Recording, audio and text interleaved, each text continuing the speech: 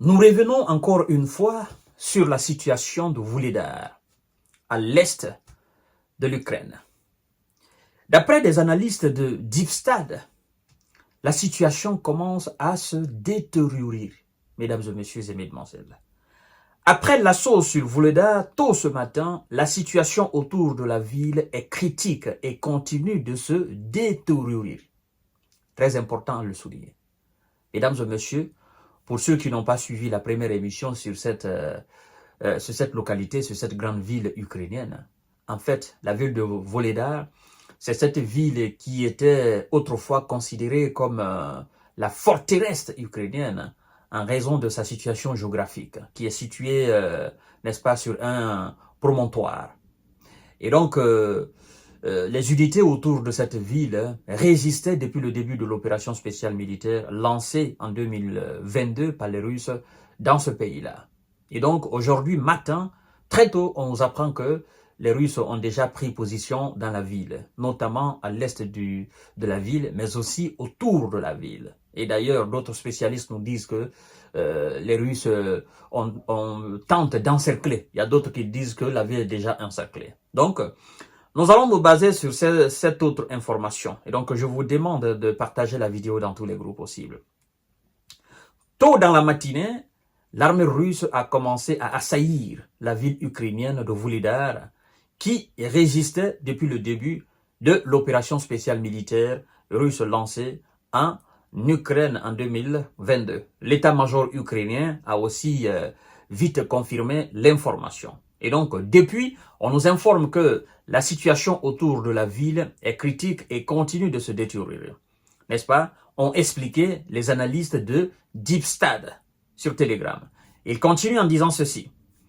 Les Russes tentent d'encercler la localité tout en la rasant simultanément avec de l'artillerie, des bombes guidées et d'autres moyens. Malgré tout, on nous informe que les gars de Zelenland qui sont dans la ville, c'est-à-dire ceux qui étaient en dehors de la ville, eux sont déjà, on les a envoyés au repos éternel. En fait, ceux qui étaient situés, les positions ukrainiennes avancées, au-delà de la ville, dans les petits villages qui entourent la ville, ces positions, une à une, se sont vues écrasées, effectivement.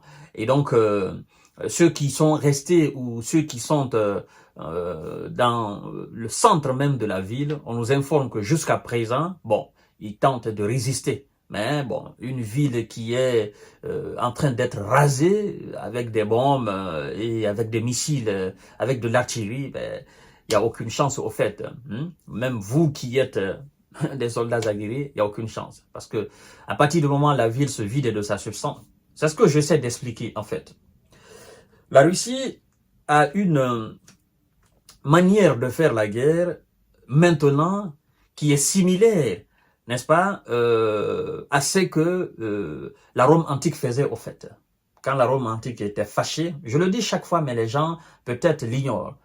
Quand la Rome antique était fâchée contre un empire ou contre voilà des villages ou des petits empires qui se refusaient à la Rome antique, ben écoutez, la Rome mettait le feu, détruisait tout, mettait à sac, mettait tout à terre, les bâtiments, les maisons, les vivres, tout y était calciné, tout y était rendu ensemble. En fait, c'était un message envoyé à tous les autres. Et c'est ce qu'on est en train de constater là. Bon, quand on vous parle de raser la ville, pilonner la ville avec de l'artillerie, des bombes guidées, des missiles, en fait, c'est pour que la ville se vide rapidement de sa substance humaine, que les populations quittent, vous comprenez, et que ça reste entre militaires.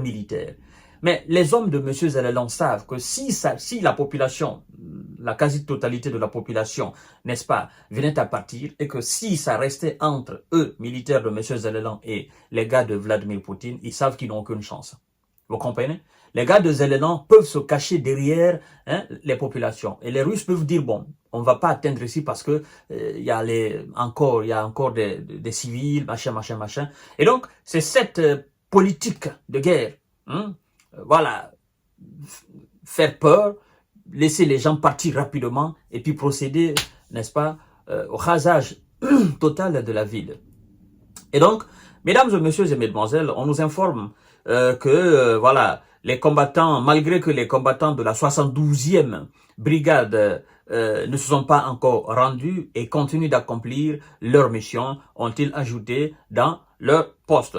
Alors, avant de conclure, les mêmes analystes, effectivement, de Deep Stade, on dit, avant de conclure, pendant que des discussions politiques ont lieu sur des restrictions et les autorisations, les Russes détruisent des villes et des villages entiers avec des bombes larguées par des avions qui devraient être abattus. Mais nous n'avons pas les moyens de le faire.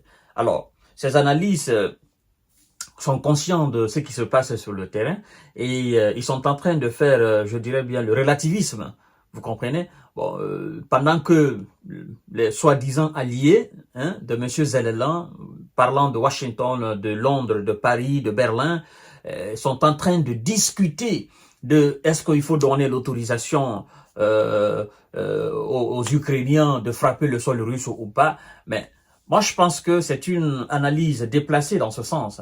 Parce que là, c'est en Ukraine. Ça, c'est pas la Russie. Vous comprenez? La ville de Volodar, c'est en Ukraine, c'est pas la Russie. Et toutes les armes occidentales données à l'Ukraine, l'Ukraine a l'autorisation d'utiliser toutes ces armes comme elle veut contre les cibles russes et contre les militaires russes sur son sol. Donc, ce qui revient à dire que les missiles de longue portée que l'Ukraine possède maintenant là, elle peut les utiliser contre les troupes russes qui tentent de prendre toute la ville de Volodar. Les armes les plus puissantes livrées par l'Occident à l'Ukraine, elle peut les utiliser dans son propre pays, c'est-à-dire sur son propre territoire, l'Ukraine. Les militaires ukrainiens peuvent les utiliser sur leur propre territoire, comme bon leur semble, contre les soldats russes, effectivement, qui tentent d'encercler cette ville-là. Donc, dire que pendant ce temps, les discussions, je ne vois pas le rapport. À moins qu'ils veuillent qu'on donne l'autorisation que l'Ukraine frappe, n'est-ce pas, en profondeur. Mais ça aussi, ça ne va pas changer quelque chose. Parce que si vous frappez en profondeur et que vous-même, vous n'avancez pas, ben, ça, ce sont des actions isolées. Vous comprenez? Vous allez bombarder peut-être les dépôts de munitions, les magasins, les usines. Bon, tout cela ne va absolument rien changer. La Russie, elle est grande. 17 millions de kilomètres carrés. Donc, il y a des usines de fabrication d'armes, de munitions un peu partout au nord de la Russie, à l'ouest de la Russie. Et donc, les missiles de longue portée de Washington, avec la version ER, cette version moderne, ben, ces missiles ne peuvent aller qu'à 925 km, voire 1000 km.